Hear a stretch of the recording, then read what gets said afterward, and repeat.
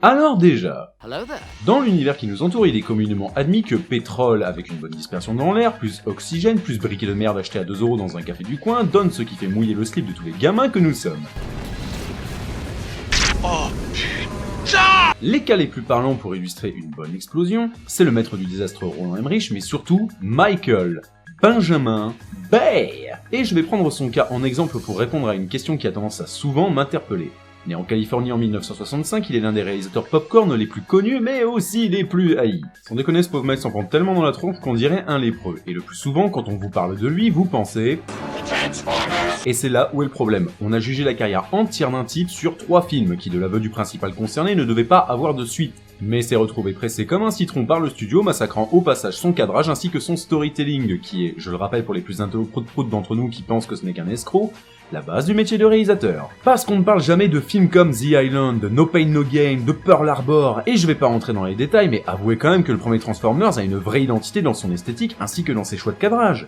Et puis en plus, il y a plein de trucs qui explosent, et ça c'est vachement cool. Ouais, mais il a fait les films Tortue Ninja, et c'est de la merde, alors ta gueule. Bravo Gaëtan, tu es la preuve que dans le Nord-Pas-de-Calais, il y a vraiment un problème de consanguinité. Parce que contrairement à ce que l'humanité semble penser, il n'a pas réalisé de Tortue Ninja. Il faut savoir aussi dissocier le producteur du réalisateur, et si le système est un peu différent aux USA, quand c'est marqué... Ben j'ai tendance à me dire que c'est ce gars-là qui a fait le film. Sauf cas exceptionnel bien sûr.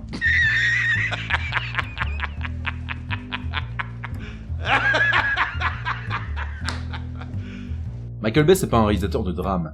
Le mec fait des films simples et divertissants sur la base d'un scénario con-con. Et dans le fond, ben, le contrat est parfaitement rempli parce que tu t'éclates devant ces films. Prenons l'exemple de Fast and Furious. C'est quoi le principe? C'est des films débiles avec des grosses voitures et des gonzesses à poil. Sans déconner Gaëtan, si tu m'interromps encore une seule fois, tu te prends une mandale. C'est des films ultra rapides avec des fous du volant qui se bastonnent contre des méchants très méchants et un délire autour de la famille et des amis, soit du feel good et de l'action non-stop. Exactement comme leur nom l'indique. Imaginez si le film avait commencé comme ça.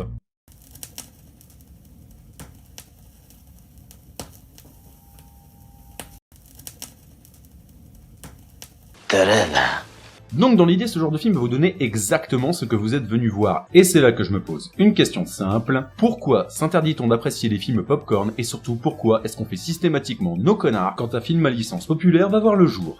Parce qu'il faut être honnête à un moment, des films comme ceux de Roland Emmerich où tu sais que tu vas voir des aliens exploser la moitié de la planète pour le plaisir fou de voir morts et destructions dans des proportions dantesques, ou des films comme Angry Bird, qui a quand même le mérite d'avoir une histoire, des personnages, un doublage français, une animation et des musiques de qualité fait à partir d'un jeu auquel tu joues depuis tes chiottes, se font souvent bouder sur le seul principe de toute façon, c'est de la merde. Alors, si c'est de la bonne cam, et qu'en plus c'est votre bonne cam, pourquoi s'en priver?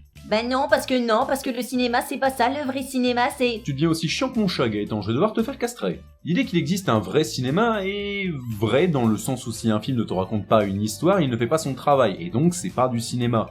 Même que Yanis Katsi a une histoire. Mais pour le reste, si j'ai pris l'exemple de B, ça n'est pas pour rien. Ce pauvre mec a juste eu le malheur de faire un film associé à une grande licence et dont les fans sont quand même assez étroits d'esprit. Pas étonnant que le design de Sonic a été changé après avoir été dévoilé au public parce que les fans ont hurlé à la mort que c'était moche.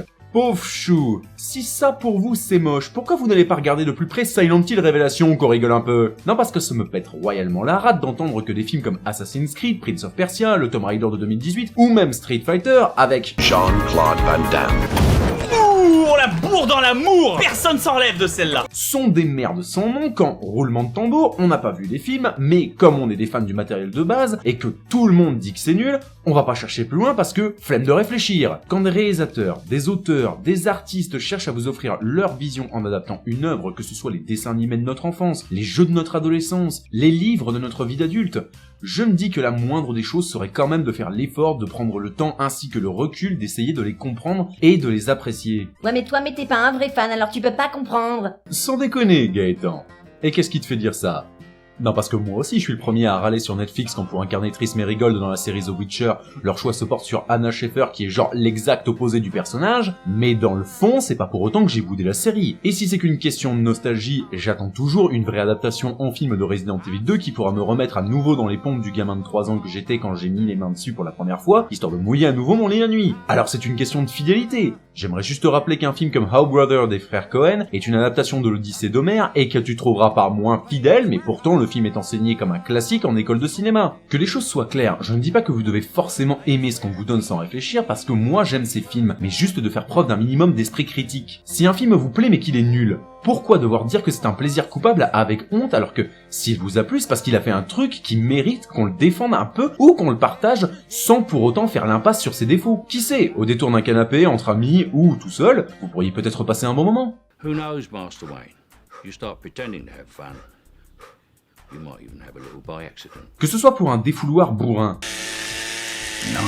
des adaptations nanardesques hilarantes, C'était un jeudi. des films catastrophes, We need bigger guns. des films à caractère sociétaux, des invasions de sages ultra vénères, ou des films français pas prises de tête. Tu te fous de ma gueule? Tu crois que je t'ai pas vu, petit tricheur de mes deux? Le cinéma a tellement de genres et offre tellement de possibilités de prendre son pied qu'on ne devrait pas avoir à rougir de vouloir se retourner la tête avec quelque chose d'énorme. J'ai pas la science infuse, mais je voulais vraiment, en posant la question à voix haute, savoir si c'était une bonne chose d'avoir un genre de relation toxique envers les films popcorn ou à licence, parce que, dans le fond, les goûts de chacun sont différents, alors pourquoi se limiter à l'avis des autres quand vous pouvez vous faire votre propre avis? Et s'il est comme ceux des autres, alors grand bien vous fasse! On pourra en débattre ensemble en commentaire. En tout cas, merci de m'avoir accordé un peu de votre temps. Si t'as un avis sur le sujet, l'espace commentaire est là pour toi. Pour le reste, abonnement, partage, pouce bleu, c'était Simon Belmont, et je vous dis... Bonne nuitée, les petits.